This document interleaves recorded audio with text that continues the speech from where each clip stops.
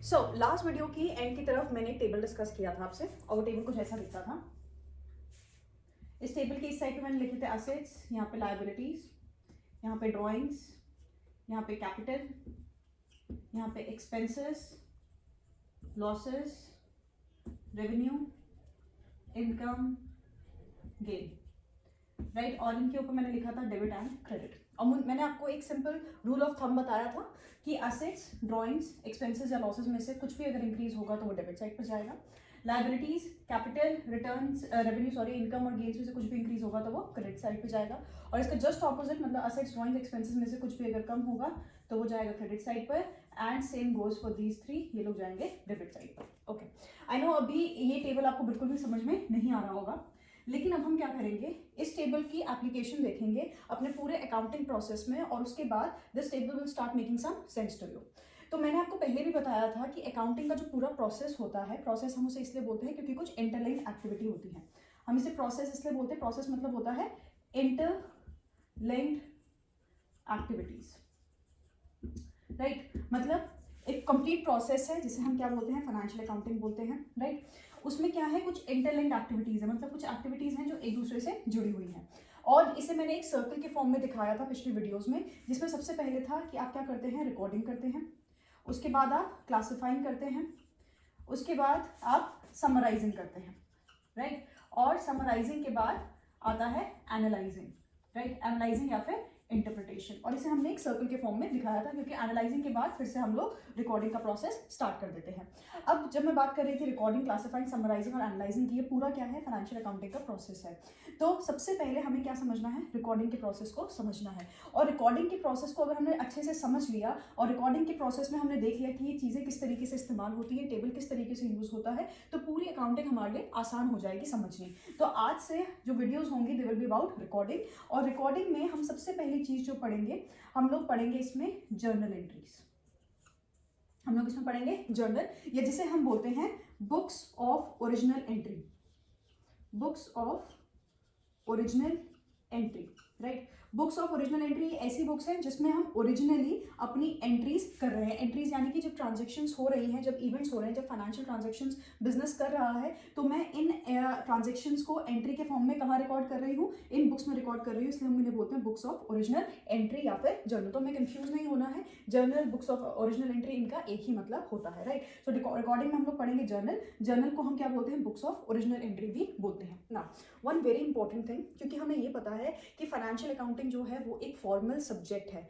अब formal subject तो है ही, हर एक कंपनी को, हर एक बिजनेस को ज़रूरी होता है अपने फाइनेंशियल अकाउंट्स मेंटेन करना और फिर उसे जो उनके रिस्पेक्टिव यूजर्स हैं उन्हें दिखाना। जैसे अगर कोई कंपनी स्टॉक मार्केट में लिस्टेड है, राइट। अब आप सब लोगों ने स्टॉक मार्केट का नाम सुना होगा, नॉट एक्सपेक्टिंग कि आपको इन डेप्थ नॉलेज है, लेकिन आप सबने स्टॉक मार्केट का नाम तो सुना ही होगा।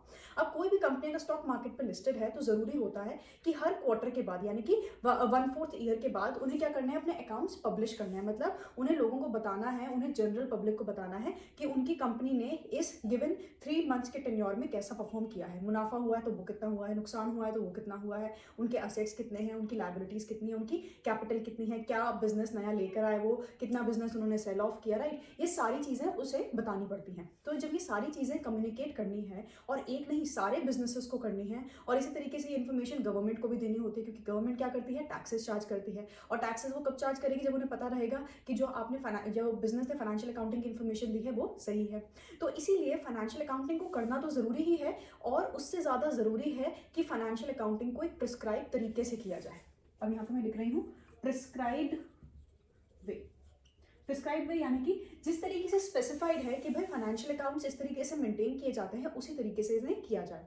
तो इसीलिए फाइनेंशियल अकाउंटिंग में फॉर्मेट बहुत ज़रूरी होता है। फॉर्मेट यानी कि जिस तरीके से बताया गया है कि ये चीज़ इस तरीके से होगी, वो उसी तरीके से की जाएगी। तो जैसे यहाँ पर मैंने लिखा है रिकॉर्डिंग का प्रोसेस, तो रिकॉर्डिंग के लिए भी हमारे पास एक पर्टिकुलर फॉर्मेट है, एक प्रिस्क्राइब्ड तरीका है, और हमें क्या करना होगा, उसी प्रिस्क्राइब तरीके से, उसी फॉर्मेट में अपनी जो एंट्रीज हैं उन्हें करना होगा। मतलब बिजनेस में जब भी फाइनेंशियल ट्रांजेक्शन ट्रांजेक्शन होंगी और उन्हें रिकॉर्ड किया जाएगा तो उसी तरीके से किया जाएगा। तो इसीलिए जब भी हम रिकॉर्डिंग करते हैं, क्लासिफाइंग करते हैं, समराइजिंग करते हैं, एनालाइजिंग करते हैं, इन सब के लिए प्रिस्क्राइब फॉर्मेट होता है और अकाउंटिंग में इस फॉर्मेट को याद रखना बहुत ज़रूरी है क्योंकि ये एक स्टैट्यूटरी बॉडी के थ्रू गवर्न होता है, राइट। और स्टैट्यूटरी बॉडी का मतलब क्या है? The word statutory comes from the word called statue. Statue मतलब होता है कोई ऐसी चीज़ जो अपनी जगह पे फिक्स्ड है और बाकी सारी चीज़ें जो होंगी वो उसी स्टैच्यू के अकॉर्डिंग मूव करेंगी। तो मतलब फाइनेंशियल अकाउंटिंग जो है वो उसी तरीके से की जाएगी जिस तरीके से बताया गया है और इसीलिए फॉर्मेट या प्रिस्क्राइब पे बहुत ज़रूरी होता है अकाउंटिंग के हर एक स्टेप पर। तो आज सबसे पहले हम देखेंगे कि जर्नल का प्रिस्क्राइब फॉर्मेट क्या है, राइट। इस फॉर्मेट में कौन कौन से एलिमेंट्स हैं, क्या क्या चीज़ें हम लेते हैं। उसके बाद एक क्वेश्चन के थ्रू, एक एग्जाम्पल के थ्रू हम ये वाला टेबल यूज करके अपनी एंट्रीज को रिकॉर्ड करेंगे। ओके, सो आप अपनी नोटबुक को वर्टिकली इन सेक्शंस में डिवाइड करेंगे। सबसे पहला जो सेक्शन है वो है डेट के लिए, राइट। इसके लिए हमें उतनी ही स्पेस छोड़नी है जितनी डेट लिखने के लिए चाहिए होती है। अब डेट क्या बताएगी? जिस दिन पे वो ट्रांजैक्शन या फिर इवेंट हुआ है। अब जब मैं ट्रांजैक्शन कह रही हूँ इसका मतलब ये है that I am talking about a financial transaction. Okay, so date of financial transaction मतलब किस दिन पे वो फाइनेंशियल ट्रांजैक्शन हुई है, मैं उसे यहाँ पर लिखूंगी, राइट। अब जैसे जो फर्स्ट थी वो हुई है लेट्स से 1 जनवरी को, तो मैं यहाँ लिख दूंगी 1 जनवरी, राइट। 2023 है तो मैं यहाँ पर लिख दूंगी ये 2023 का हम लोग रिकॉर्ड बना रहे हैं। फिर 2024 पर आएंगे तो मैं वहाँ पर लिख दूंगी, तो यहाँ पर है डेट का फर्स्ट कॉलम। ओके, उसके बाद आता है पर्टिकुलर्स। पर्टिकुलर्स मतलब होता है डिटेल्स, राइट। पर्टिकुलर्स मतलब होता है डिटेल्स। ये वो सेक्शन है जो हमें बताता है कि क्या ट्रांजैक्शन हुई है और उस ट्रांजैक्शन के 2 इम्पैक्ट कौन से थे, राइट। उस ट्रांजैक्शन के 2 इम्पैक्ट कौन से थे। एक इम्पैक्ट होगा डेबिट का, एक इम्पैक्ट होगा क्रेडिट का। ये मैं आपको पहले ही बता चुकी हूँ कि हर एक ट्रांजैक्शन के 2 इम्पैक्ट्स होंगे, एक डेबिट और एक क्रेडिट। ओके, तो इस डेबिट और क्रेडिट साइड को रिकॉर्ड करने के एक तरीका होता है, प्रोसीजर होता है, राइट। अब जैसे कोई भी चीज़ आप ले लीजिए, आप लिख रहे हैं डेबिट में, तो यहाँ पर आप लिखेंगे जो भी उस ट्रांजैक्शन का डेबिट इम्पैक्ट है उसे यहाँ लिखेंगे आप, और उसके नीचे यहाँ पर आप लिखेंगे डेबिट, राइट। उसके नीचे आप, उसके सामने आप यहाँ पे लिखेंगे BR which stands for debit. पहले उस ट्रांजैक्शन का जो डेबिट का साइड है, मतलब जो उसका डेबिट इम्पैक्ट है वो आप यहाँ पर लिखेंगे और उसके आगे आप वर्ड लिखेंगे DR, राइट। और क्रेडिट का दिखाने के लिए और उसे इससे अलग दिखाने के लिए आप 2 फिंगर्स या फिर 3 फिंगर्स का स्पेस छोड़ेंगे और यहाँ पर उस ट्रांजैक्शन को के साइड को दिखाएंगे कौन से वर्ड से? टू से, और यहाँ पर उसके आगे लिख देंगे कि क्रेडिट इम्पैक्ट क्या था। यहाँ पर मैं लिख रही हूँ डेबिट इम्पैक्ट ऑफ ट्रांजैक्शन और यहाँ पर मैं लिख रही हूँ क्रेडिट इम्पैक्ट ऑफ ट्रांजैक्शन, ठीक है। तो डेबिट इम्पैक्ट जो होगा उसके आगे हम दिखाएंगे वर्ड DR और क्रेडिट के आगे हम लोग एक वर्ड यूज करेंगे जिसे हम बोलेंगे टू, राइट। अब again I am telling you, इसमें कोई भी ऐसी चीज़ नहीं है कि ये ऐसे क्यों कर रहे हैं, क्योंकि ये क्या है? प्रिस्क्राइब फॉर्मेट है और फॉर्मेट के हिसाब से हमें चलना पड़ेगा। ये फॉर्मेट गिवन है हमें, ये फॉर्मेट एक्सेप्टेबल है हर जगह, ये फॉर्मेट मेजरली हर कोई फॉलो करता है जो बिजनेस में होता है, इसीलिए हम इसी तरीके से अपनी एंट्रीज को रिकॉर्ड करते हैं। तो इसमें कोई भी क्वेश्चन की जगह नहीं है कि ये ऐसा क्यों हो रहा है। This is how it happens. Okay, तो सबसे पहले डेट आएगा हमारे पास, फिर पर्टिकुलर्स आएगा। पर्टिकुलर्स में हम उस ट्रांजैक्शन की डेबिट साइड और क्रेडिट साइड दोनों लिखेंगे, ठीक है।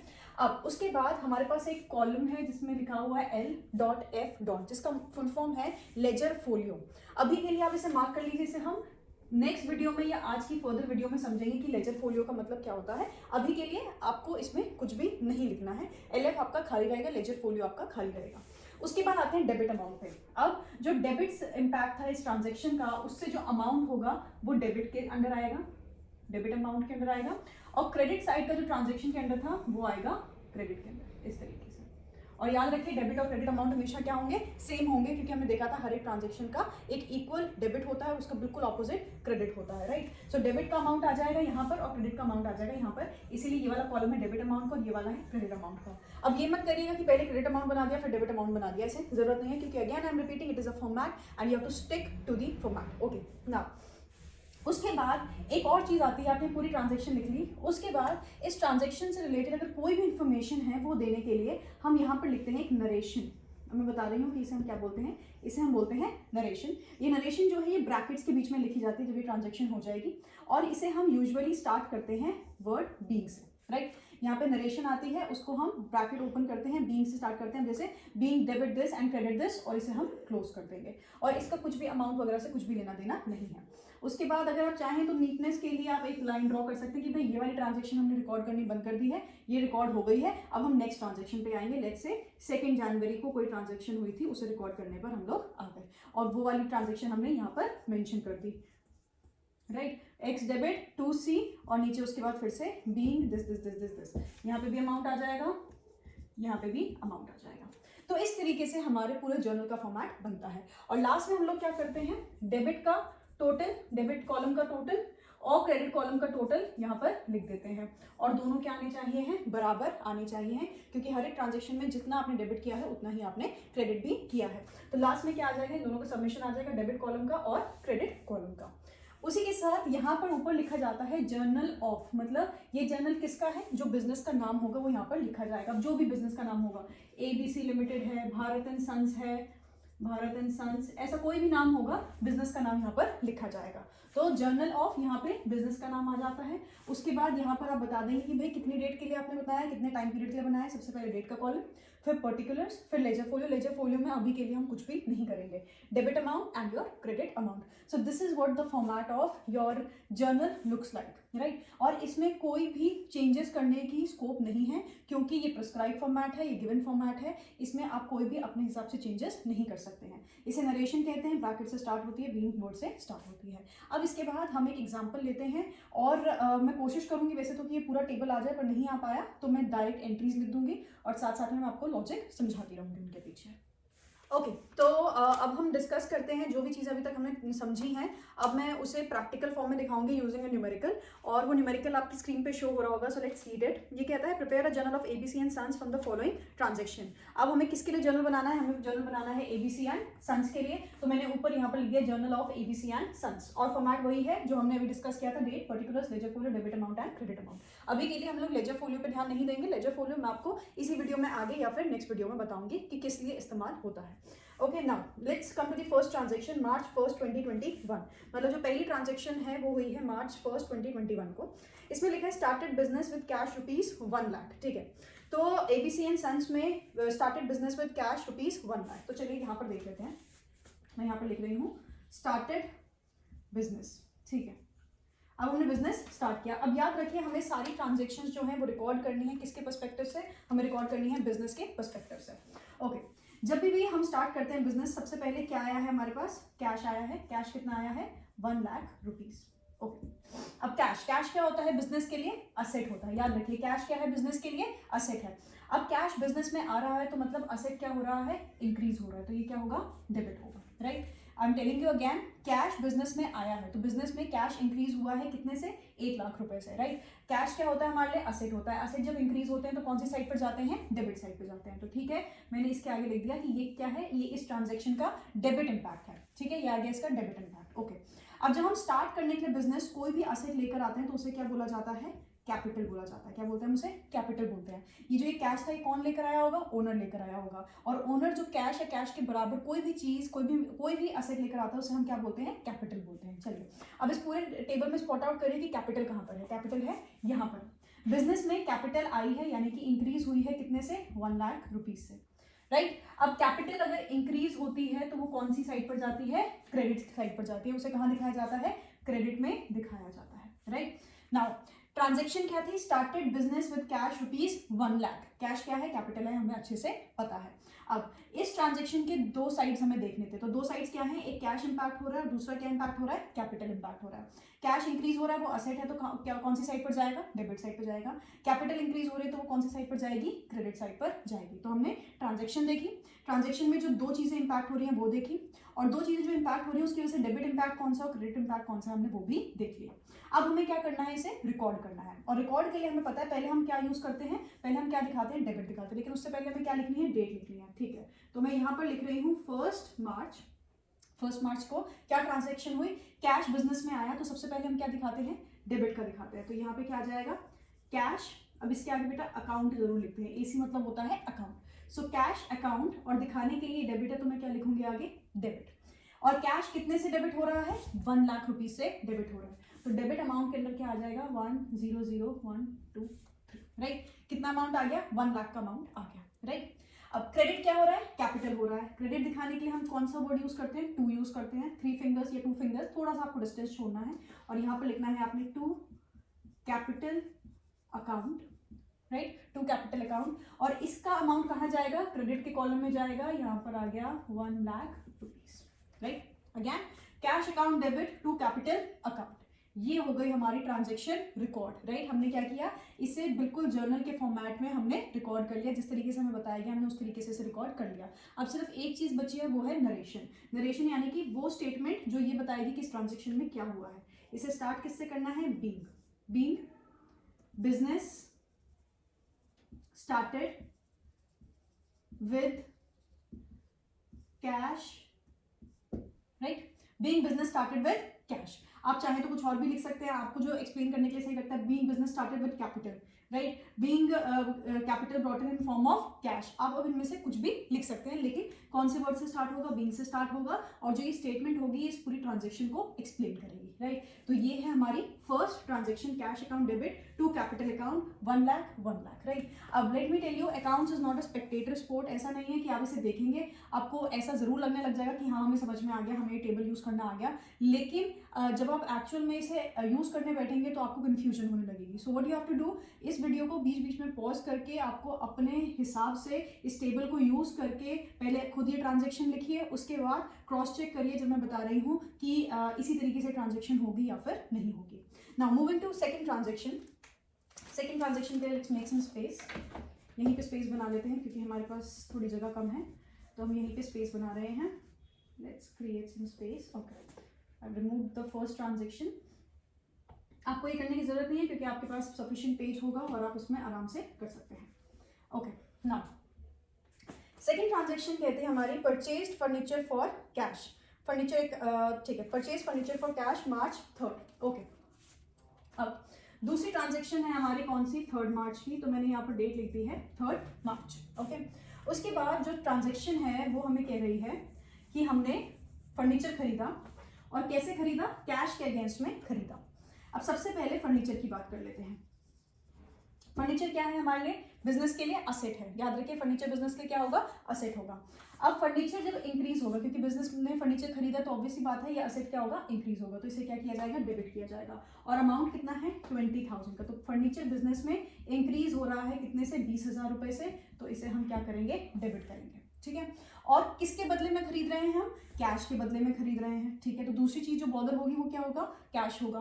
और कैश जो है वो अगेन क्या होता है, मेरा असेट होता है। और कैश बेटा जब हम फर्नीचर खरीद रहे हैं कैश के अगेंस्ट में, तो ऑब्वियसली बात है ना, कैश कम होगा, राइट। हमने सामान खरीदा तो पैसे जाएंगे और सामान आएगा, तो सामान आया, असेट इंक्रीज हो गया, वो मैंने डेबिट लिख दिया। और कैश क्या होगा, कम होगा। कितने से कम होगा, 20,000 रुपए से कम होगा। तो आइए देख लेते हैं, असेट्स जब डिक्रीज होते हैं तो कौन सी साइड पर जाते हैं, क्रेडिट साइड पर जाते हैं। तो ये कहाँ जाएगा, क्रेडिट साइड पर चला जाएगा।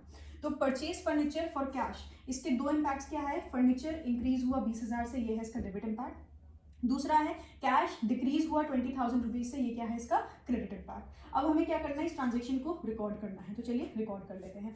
पहले कौन सा एस्पेक्ट रिकॉर्ड करते हैं हम लोग, डेबिट। तो यहाँ पर लिख लेते हैं furniture account debit to cash account, right. Furniture account debit to cash account. Furniture क्या हो रहा है, डेबिट हो रहा है, कैश क्या हो रहा है, क्रेडिट हो रहा है। अब फर्नीचर कितने से डेबिट हो रहा है, 20,000 से। कैश कितने से क्रेडिट हो रहा है, 20,000 से, यहाँ पर आ गया।